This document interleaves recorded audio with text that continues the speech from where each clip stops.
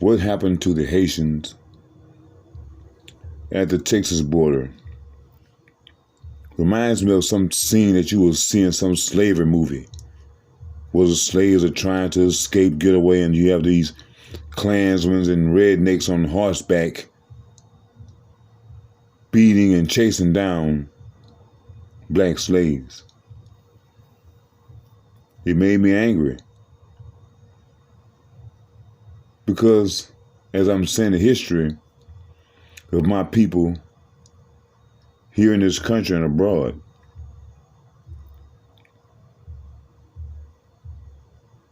what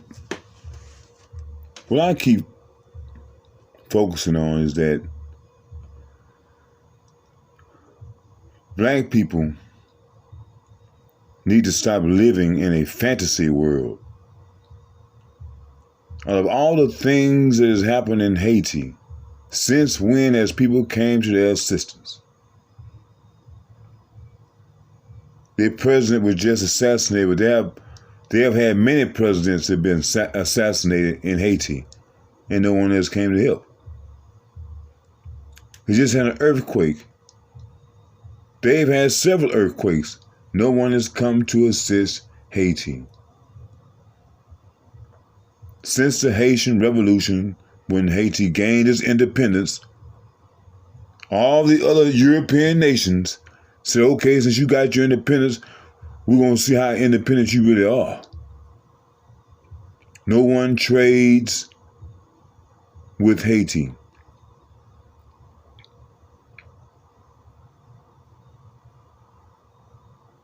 At some point, black people will have to stop living in a fantasy world. I see immigrants coming to America all the time. And when I look at these immigrants, I see a bunch of cowards that were not strong enough to fight for their independence in the country that they come from. And what is even more shocking is how they will fight when they get here. They didn't have the same spirit at home. I'm wondering, does Haiti still produce sugar? I mean, that's what they did during the slavery days. And if Haiti does not still produce sugar, maybe they should, and come up with some type of sugar that's better than all the sugar across the planet. Develop your own syrups.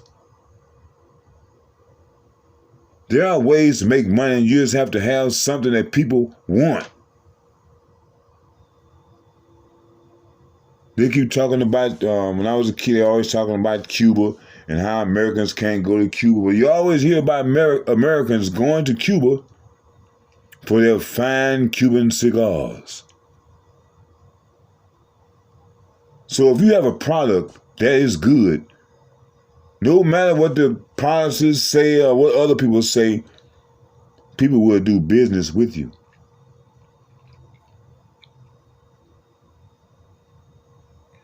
I really hated that a lot of black Americans are giving the Haitians the "I told you so" treatment. I really hate that because I really feel as if at this particular point in time, here on this planet, black people should start bonding together, because we're going to need each other in order to overcome this bad situation that we're in globally.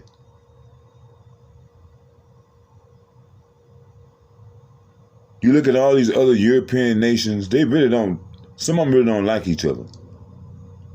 But in order to remain in power, they have to get along. They have to put their differences to the side. Black people on this planet have not, we don't understand that yet, is that we all need each other in order to overcome this. We need to put our differences to the side. Because whatever differences we have is minuscule compared to what we are all up against. But I can understand why some black people here are talking about black immigrants the way they do, because it's the way that black immigrants act when they come to America. But I'm quite sure that there are some immigrants that are against those people. But, you know, they don't get the spotlight. But you have the people like Candace Owens, they get the spotlight. Since I've been here in America, which is all my life, I have yet to see a black woman from another country date or marry a black American.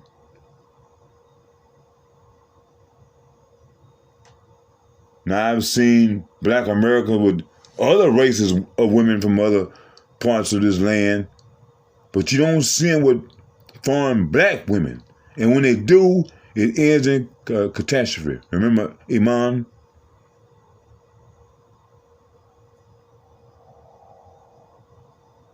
So it's the way that black immigrants present themselves to black Americans when they come to America.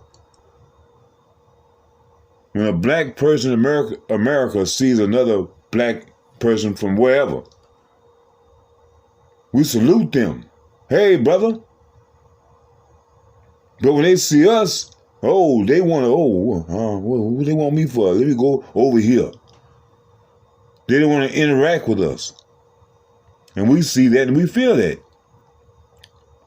So when some of us see the things that are happening to you, how can you expect them to have any sympathy? As I said, I understand both ways. But I tend to look at life a little deeper. Because what I see happening to the Haitians, I see that could be very well happening to us as well. Like you said, remember George Floyd and my boy Rodney King?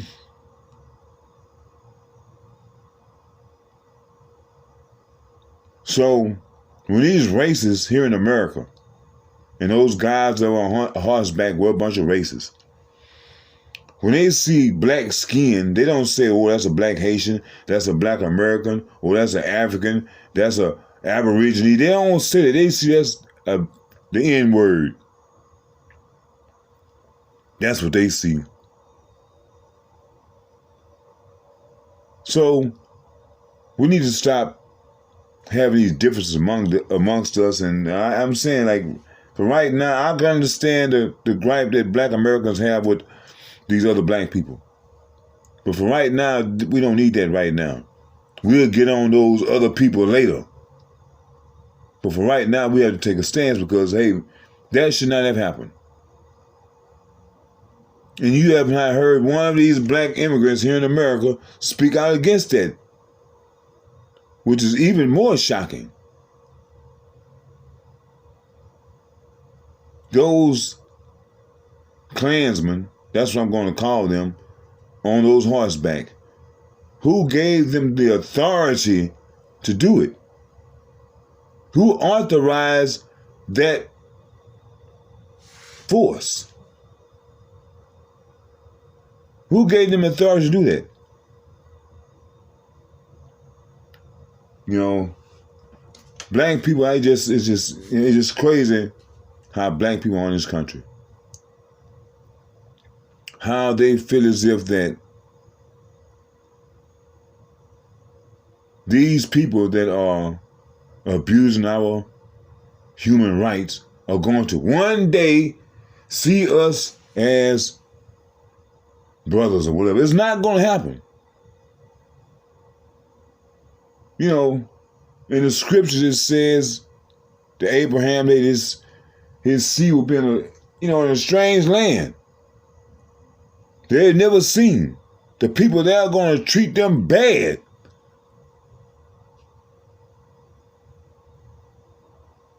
Yeah, it says what's going to happen to us. And what is happening to us across this planet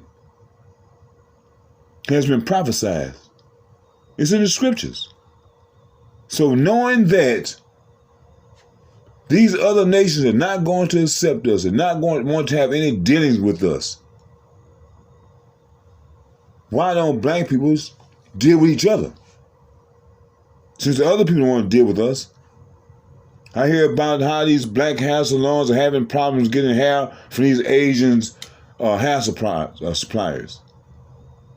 Are they the only ones that sell hair? What about the people in India? There are other people, so we need to quit going or try to go through people that don't want to see us excel.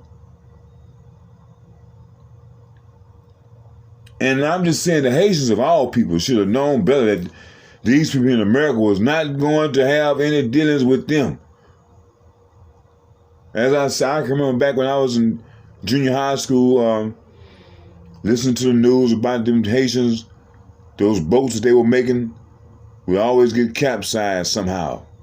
And hundreds of them got drowned. They don't want you over here, they don't like you. And why would you want to be in a place where people don't like you? As I said, the grass is always green on the other side. You look at somebody's grass who took the time and effort to make their grass look like it does. All you have to do is put some work in where you're at. All the Haitians have to do is put in the work in Haiti.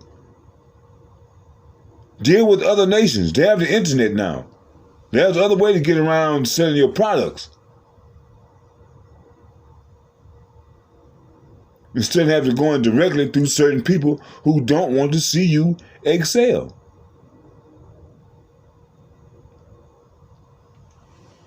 And this goes out to all those other people, my other black brothers and sisters across this planet. Stop shunning black Americans. Stop acting like we have the plague. Stop being the way that you people act. The way that my people act is like you are afraid to show us brotherly love in the presence of our enemies. You don't want to let them see you showing us love because you feel like that you might get some type of pass from them when eventually they're going to get you. What happened at that Texas border should be a message to all black immigrants. That's what they really think about you. Don't fool yourself into thinking that they like you. You are being used. The average black person is being used for your talents.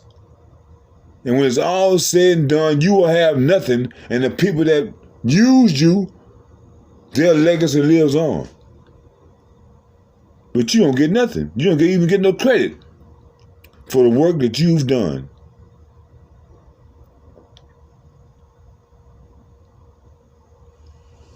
So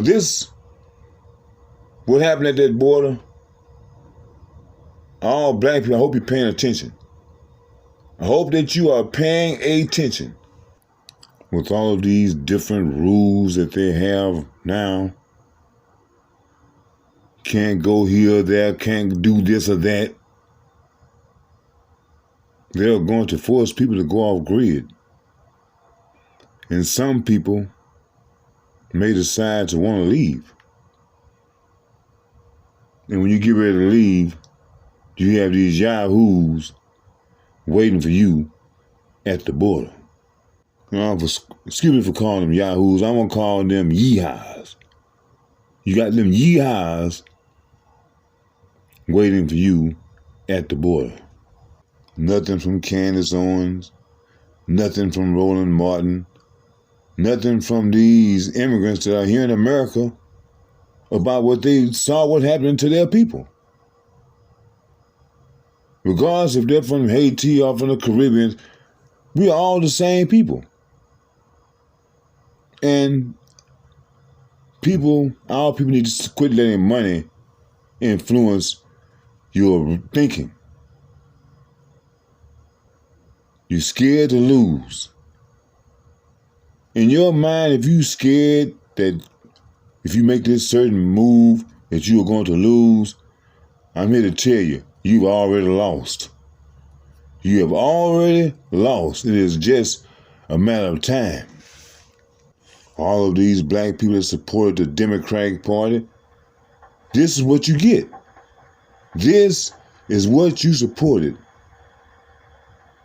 But let y'all tell it, Joe Biden was a changed man.